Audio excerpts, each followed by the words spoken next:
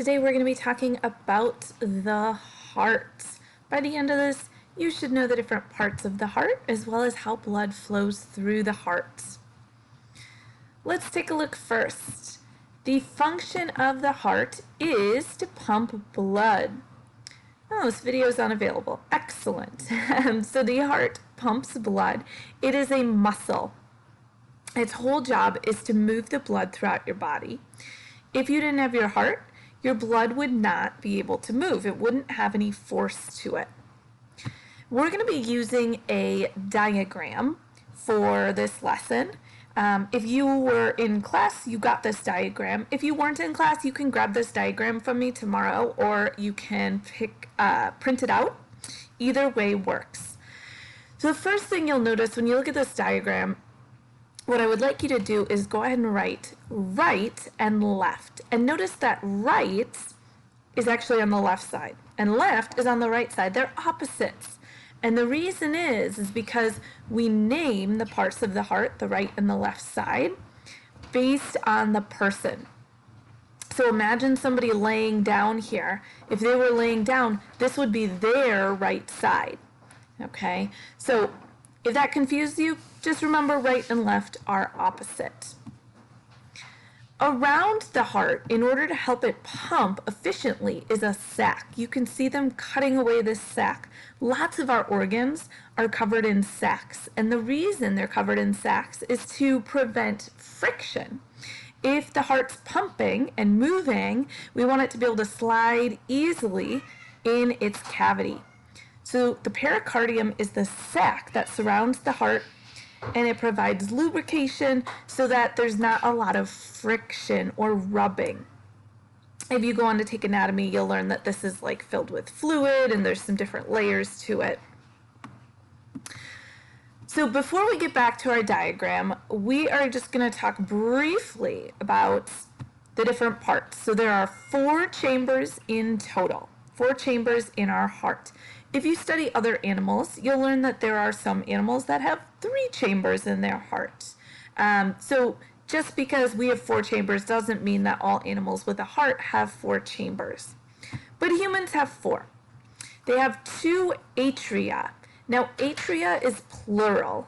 The singular form of this, I'll just type it here, is atrium. So if I say 1, it would be atrium. If I say 2, it's atria. Okay? Kind of like octopus, 1 octopus, or many octopi. So the atria are the top chambers where the blood is entering the heart.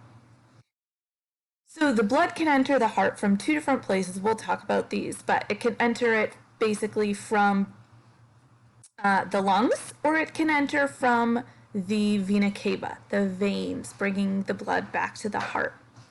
So on our diagram, we are going to label the atria. And so the atria are these 2 top chambers here. We have them color-coded. You don't need to color them if you don't want. You can just draw an arrow to the atria. And remember, right is on this side, left is on the other side.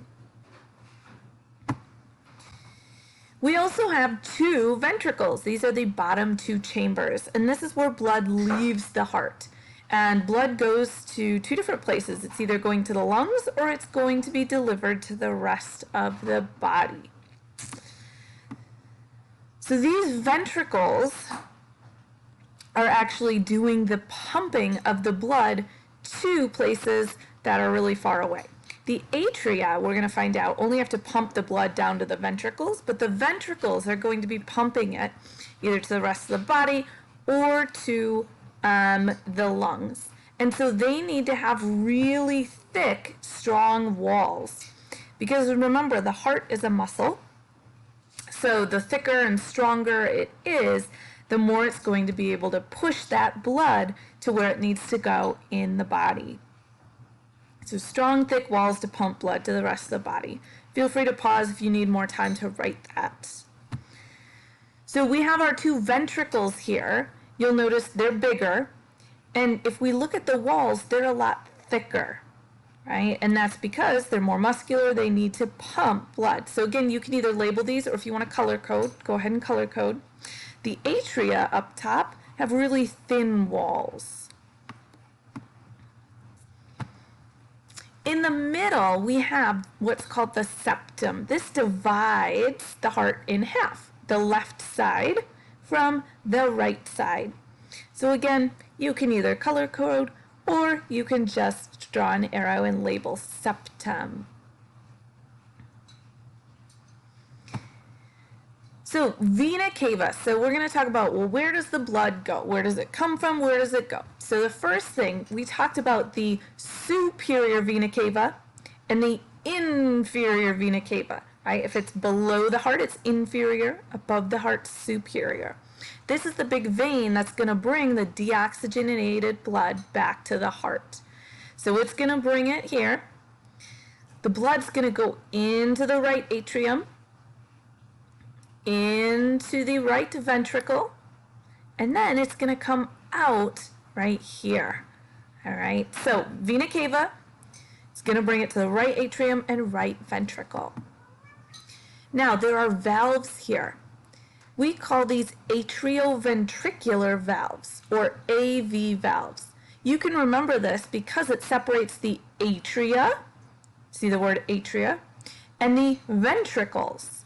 So these valves prevent the blood from flowing backwards because it needs to flow in one direction through the heart in order to make sure that it goes where it needs to, gets the oxygen, and then gets delivered. So vena cava, right atria, right ventricle. There's also valves on these two blood vessels. So this is the pulmonary artery, okay? So the pulmonary valve goes to the pulmonary artery.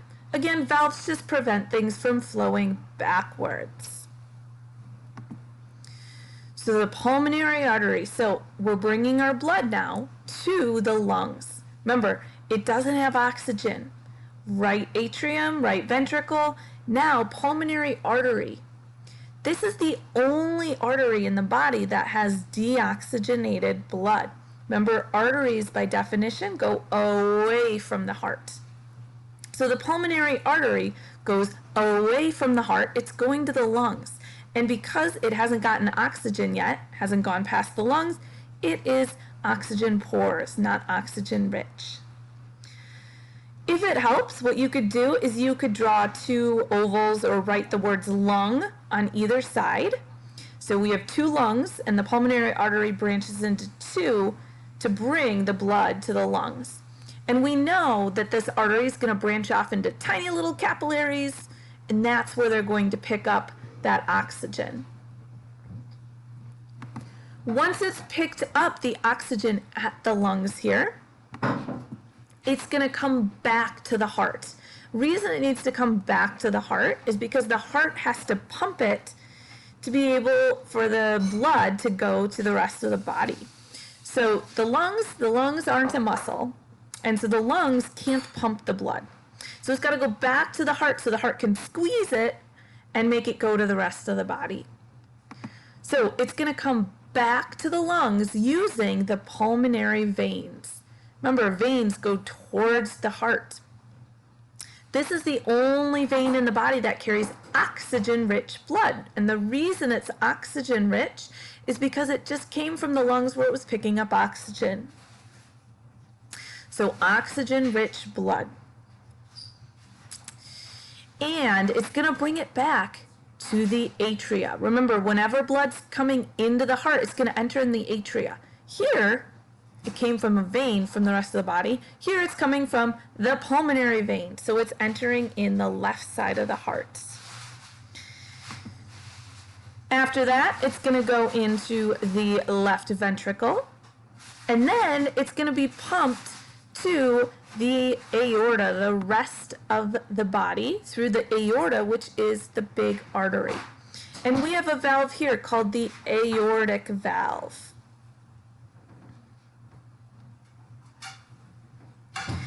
So we have the aortic valve, and then, pardon the interruption there, We have the aorta. Okay, so the aorta, and that's the big artery that's going to bring all the oxygenated blood to the rest of the body. So, what do you need to know? You need to know these different heart parts. Atria are on the top, ventricles on the bottom. We've got the vena cava, we've got the aorta, we've got the pulmonary arteries and pulmonary veins, and then we've got the valves. The other thing you need to do is be able to draw the path of blood through the heart. So what I would like you to do on your drawing is draw the path of blood. So first of all, we've got arrows coming from, this is the vena cava, to the right atrium, right ventricle, and then pulmonary artery. The second set of arrows, you could do the same color, or you could do a different color, coming back from the lungs into the left atria, left ventricle, and then the aorta. And the aorta is going to deliver it to the rest of the body.